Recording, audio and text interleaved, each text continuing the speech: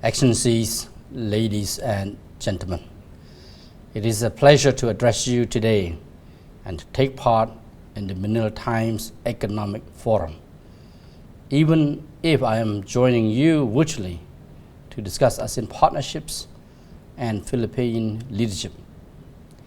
This forum comes at a pivotal moment for ASEAN. Technological change, shifting trade patterns, and geopolitical uncertainty are reshaping the global economy.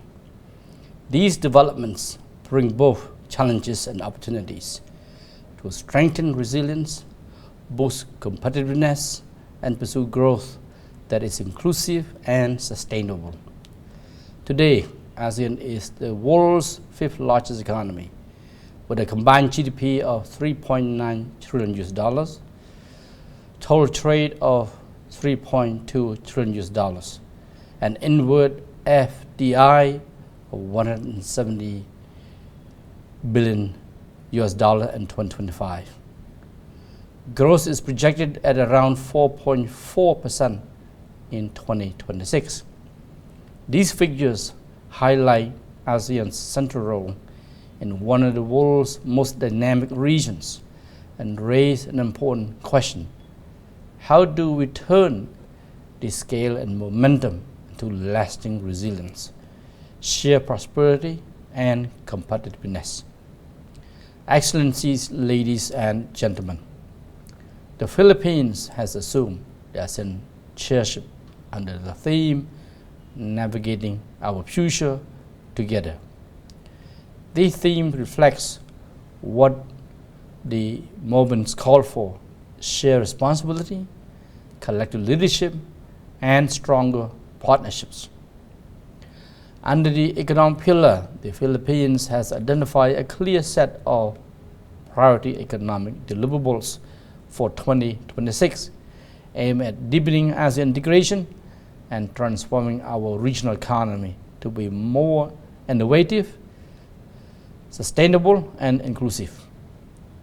These priorities will expand opportunities for businesses, particularly MSMEs, to join regional value chains in high-growth sectors such as electric vehicles, AI, data centers, and semiconductors. We are also diversifying trade and investment flows by upgrading free trade agreements with India and Korea, while exploring new agreements with Canada and potential partners like the Gulf Cooperation Council. Excellencies, ladies and gentlemen, navigating our future together calls for concrete partnerships with business leaders, investors, policymakers, and civil society. In this regard, three areas will be critical for the Philippines to ensure a successful chairship in 2026. First, ASEAN must act in a more coordinated way to address increasingly complex cross-sector challenges as we begin implementing the ASEAN Community Vision 2045.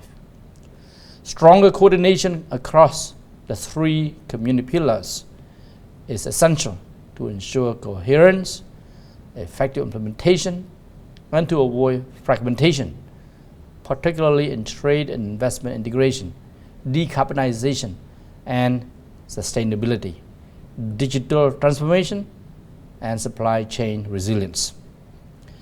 Achieving this requires a whole of ASEAN approach, aligning priorities, encouraging collaboration, and mobilizing resources to deliver solutions that no single pillar, sector, or member state can achieve alone.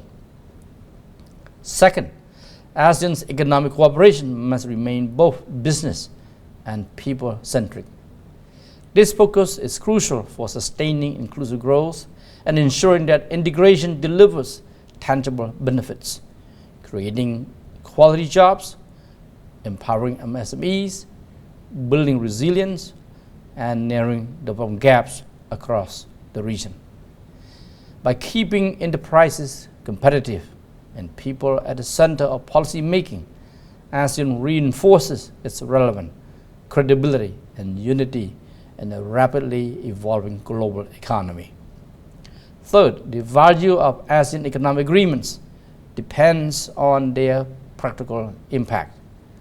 Simplified procedures, greater transparency, lower costs, and real market opportunities will build business confidence and strengthen ASEAN's reputation as a reliable, integrated, and dynamic economic community.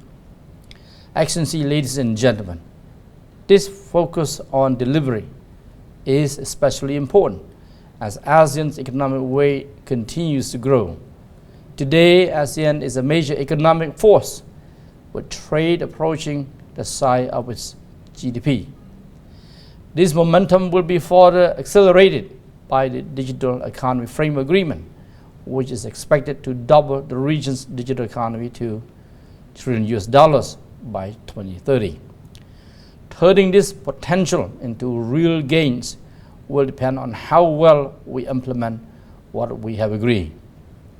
It is in this context that I commend the Manila Times for convening leaders and experts at such an important juncture.